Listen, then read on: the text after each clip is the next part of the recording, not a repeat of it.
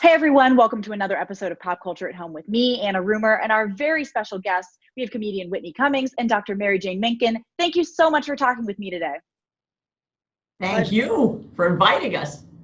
Well, of course, I'm super excited. We're talking about the stigma that surrounds women talking candidly about their reproductive health and their own bodies. I know, Whitney, you've been super vocal about that. What made you want to come forward and talk about your own journey surrounding that? For me, I just had experimented with so many different birth controls over the years, and my main kind of issue was that, I travel a lot. There was a time when I was doing 80 cities a year on planes every single day, and, if you forget 2 pills, you're, in a jam, or if you're in a city where you have to, call it in, and I'm spending most of my time in Toledo, Ohio, trying to, get the prescription in Toledo to the Rite Aid, and then by the time they get it in, I'm already in Pensacola, so I was like, can someone please make something easy that's like procedure free? I don't have to think about it for a year. This was like a total joy and complete game changer, for me as someone that's busy, travels a lot. I think, birth controls are still being made as if women are just sitting around all day, just waiting to take their pill, Yeah, right. women are busy. So this is just such a game changer and like a perfect fit for my, my lifestyle, my needs. I also, as someone that doesn't have an engagement ring, I need some kind of ring on my body or in my body at all times. And it's also annual, you get to switch it once a year, kind of like how I do with men. A year is a perfect amount of time, and then I'll get a new. Well, it seems like you found kind of the perfect thing that works for you. Have you noticed your own relationship with your body and with your reproductive health changing now that you're kind of addressing it on a very base level? Yeah, I think, I don't have resentment towards my body the way I used to. And maybe not all women have this experience, but the idea that I'm like, oh, I get to this thing and I gotta get, like, there was a dread around it because it was so time consuming and frustrating. I missed 1 pill, and I'm on California time, and I was just on East Coast time, so I'm like doing math every morning, so there was kind of a resentment.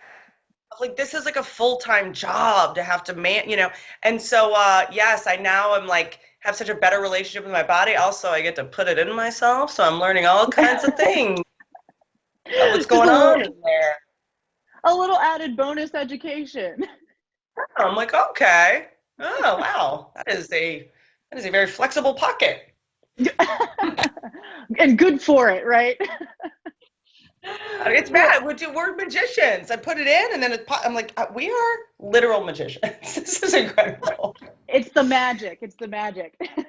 Well, and women not being able to communicate clearly about their bodies, what they need with their reproductive health, clearly that's got a real impact, obviously. And Dr. Minkin, what kind of stakes are there when it comes to knocking down these walls and having this conversation that we're having now? Well, I think that Whitney's doing a great job out there getting the word vagina so that you can get out and say it. For years, people weren't even allowed to say it at all on TV. Right. So people come up with these crazy vajayjays and other terms like that. So it's nice to be able to talk about it. And it's nice. And one of the things that I've always encouraged women to do is to be with a healthcare provider you feel comfortable with, that you can talk to and will be listened to. And whether that's a doctor, a nurse midwife, nurse practitioner, PA, you want to be with somebody you're comfortable with who can give you good advice and listen to you. And again, the nice thing is, Whitney was saying about the new contraceptive, the Anna ring, is that birth control pills were great. Don't get me wrong, they were terrific. Yeah. And when I started practice 40 years ago, it was great for women to start having control over their reproductive health and being able to have a kid when they wanted to. But as Whitney says, you forget to take a couple of pills in a row, which we do. We're human, and that's the way it is. And so the concept of long-acting reversible contraceptive came on the scene, and it was great. Things like IUDs or implants, and that's terrific. But that still puts the provider in control, that she or he is the one who puts in the IUD, has to take it out if you've got problems, you want to have a kid, something like that. And the nice thing about the Anna ring is, as Whitney says, you pick it up, it's good for a year. The woman puts it in, keeps it there for 3 weeks at a time, takes it out, leaves it out for a week, puts the same ring back. You don't have to worry about, are you in Toledo and being able to get your you got your ring with you. It's easy. You pop it in, and then this is good, and there's enough hormone in it to last for a year. So this is terrific. In 1 year, you can get to the pharmacy or have somebody to deliver it. But it's really great. And then if you get pregnant, fine. Just don't use it. Don't put it in. That's really easy. Yeah, I mean, that's fantastic. And I love that we're having this conversation because there's still clearly, you know, a societal issue surrounding us being able to talk about this openly. And I know, Whitney, that you're certainly not a shy person, but were you ever concerned when you first started really getting into it about getting any backlash, or have you gotten any backlash, or have people, you know, left you alone? I have never, everyone unanimously likes me. If you look at my comment section, that speaks for itself.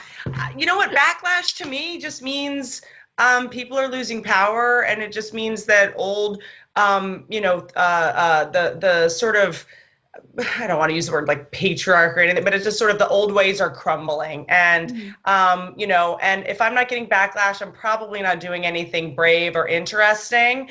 It's kind of my job to explore what triggers people and to lean into discomfort and figure out why this is so uncomfortable. You know, comedians, we're just like, we're obsessed with justice, and we're obsessed with things that don't add up, you know? And so for me, the more backlash I get, the more I'm like, okay, this is the right direction. And who am I getting the backlash from is usually the big question. Oh, these, you know, when I got the backlash after saying, Kat Denning saying vagina on Two Broke Girls, it was mostly like the old guard in Hollywood television that was, you know, on their way out anyway. And so then young girls that were 22 were like, oh my God, you changed my life. And I'm like, that's the opinion I care about. Yeah, you got to pick and choose. And it feels like with your comedy, there's always like a kernel of truth at the center of it that makes it so poignant. Have you found that when making this issue funny? Yeah, completely. Because, you know, women are like, oh my God, that happened to me. I went to the gynecologist and I couldn't even ask for what I needed. You know, I spent all this money that I didn't have, you know, or didn't have insurance and whatever, and I didn't even get the thing I need, you know.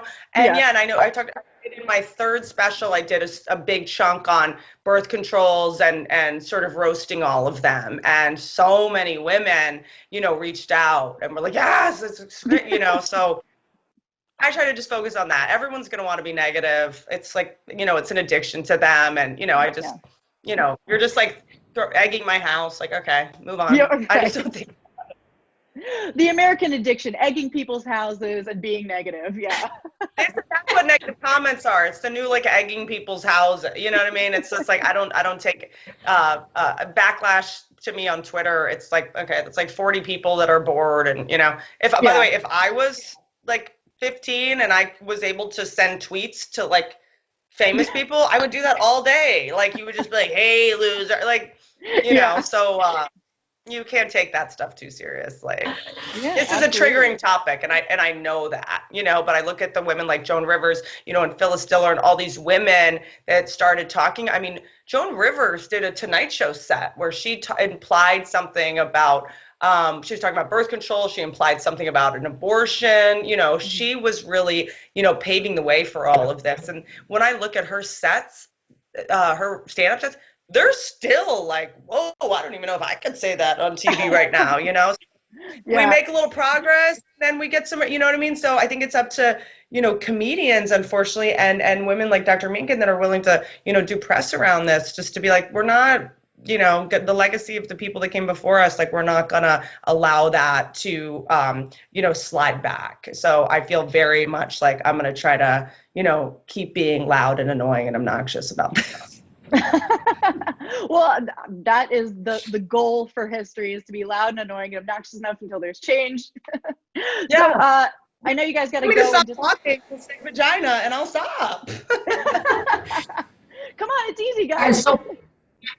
And so people can learn more. When we're all finished talking, they can just go to justsayvagina.com and annavera.com and learn even more.